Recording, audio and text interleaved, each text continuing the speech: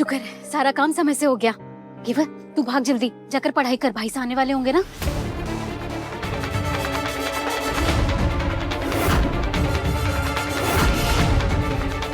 आप तो यहीं बच गए। जब कुंवर साहब को पता चलेगा कि मैंने पढ़ाई नहीं की है तो पता नहीं क्या होगा। क्या जवाब दूंगी मैं कुंवर साहब को?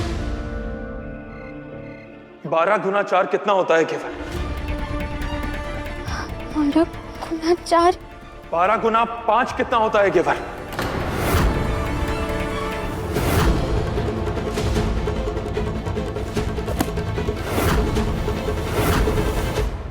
पढ़ाई को छोड़कर दुनिया की हर चीज में ध्यान है तुम्हारा। नहीं कुंवर साहब, ऐसा नहीं है। आज घर पर बहुत काम था, मेहमान आने वाले थे, इसलिए बहुत सारा खाना बनाना था और मैं सुगना जीजा को अकेला कैसे छोड़ देती। इस घर की बींदनी हूँ। तो कन्नू, केवल रुक जाओ। कुंवर साहब, कन्नू रो रहा है, मुझे उसे चुप करवाना है, मुझे जाने दीजिए। एक बात तुम ध्यान से सुन लो केवल, जब तक तुम्हें ये पहाड़े मुंह जबानी याद नहीं हो जाते तुम कन्नू को नहीं छूओगी।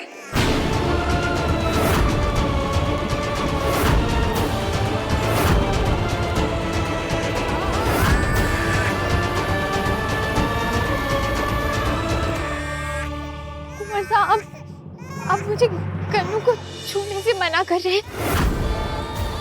आप सच में मुझे कन्नू से दूर कर रहे हैं? हाँ, मना कर रहे हैं।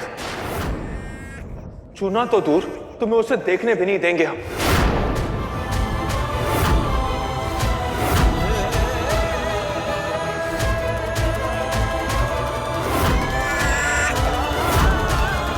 कुंवर साहब, आप सच में मुझे कन्नू को छूने तक नहीं देंगे? बिल्कुल नहीं।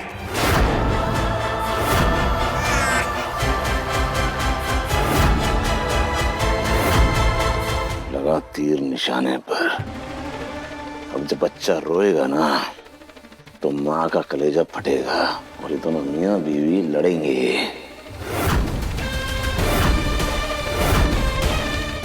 कल सुबह तक दोनों के दिमाग से पढ़ाई लिखाई का जो भूत है ना उतर जाएगा।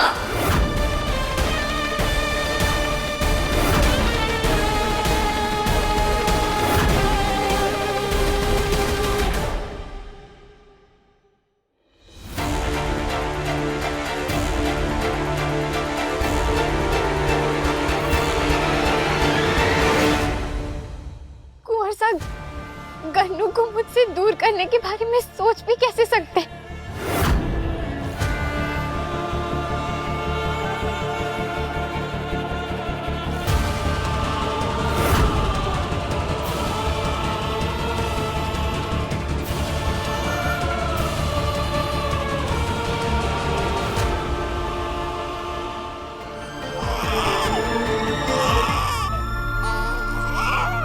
हाँ, पता है हमें तेरी माँ से ऐसे बात नहीं करनी चाहिए थी।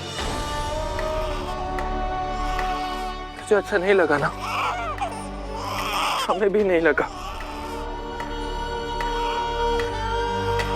हम क्या करें कन्नू, तेरी माँ खुद के लिए कोशिश ही नहीं करती है तो क्या करते बाबा? सीधी उंगली से घी नहीं निकला, इसलिए हमें उंगली टेढ़ी करनी ही पड़ी। लेकिन तू हमारा इरादा समझ गया ना? ये सब हम तेरी माँ के लिए ही कर रहे हैं।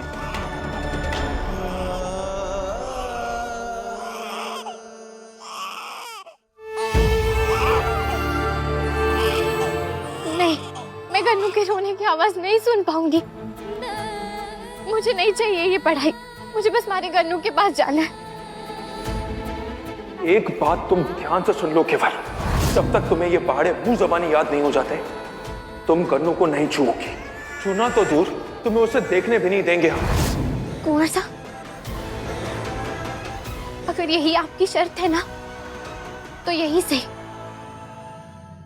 लेकिन आप मुझे मेरे कन्नू से दूर नहीं कर सकते, बिल्कुल नहीं।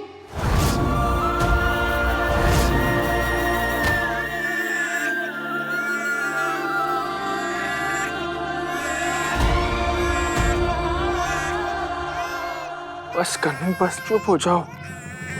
कुंदन, ये क्या हो रहा है इस घर में? गन्नू इतना रो रहा है और आप